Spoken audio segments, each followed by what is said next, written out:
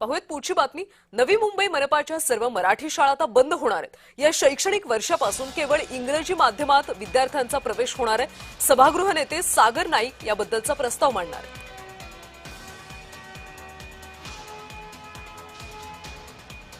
आणि याबद्दलची अधिकची माहिती घेऊयात आमच्या प्रतिनिधी कविता लोखंडे यांच्याकडून।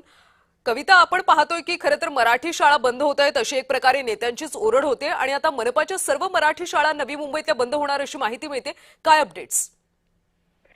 नक्कीच कल्याणी, सभागृह नेते सागर नाईक यांनी येणाऱ्या महासभेमध्ये जे आहे ते शिक्षण रूपांतर धोरणाचा प्रस्ताव जो आहे तो महासभेमध्ये मांडणार असल्याची प्रतिक्रिया व्यक्त केलेली आपल्याला पाहायला भेटते। नवी मुंबईमध्ये मराठी माध्यमिक शाळा ज्या आहेत त्या जास्त प्रमाणात आहे आणि आता त्या शाळा ज्या आहेत त्या इंग्लिश माध्यम कराव्यात अशी मागणी जी आहे ती सागर नाईक हे महासभेमध्ये प्रस्ताव टाकणार आहे। या संदर्भात गोरगरीब जनता आहे त्यांच्या मुलांना इंग्रजी माध्यमातून का शिकता येऊ नये हे ध्येय नजरेसमोर ठेवून हा प्रस्ताव मांडणार असल्याच्या प्रतिक्रिया ज्या आहेत त्या सभागृह नेते सागर नाईक यांनी व्यक्त केलेल्या आहेत। त्याचबरोबर जे विरोधक आहेत जे इंग्रजी माध्यमांच्या शाळांना विरोध करतायत त्यांची मुलं स्वतः कोणत्या शाळेत शिक्षण घेतात हे पहा आधी आणि त्यानंतर इंग्रजी माध्यमांच्या शाळांना नावं ठेवा अशा प्रकारचं आरोप देखील सभागृह नेते सागर नाईक यांनी केलेला आपल्याला पाहायला भेटतं। एकूणच येणाऱ्या महासभेमध्ये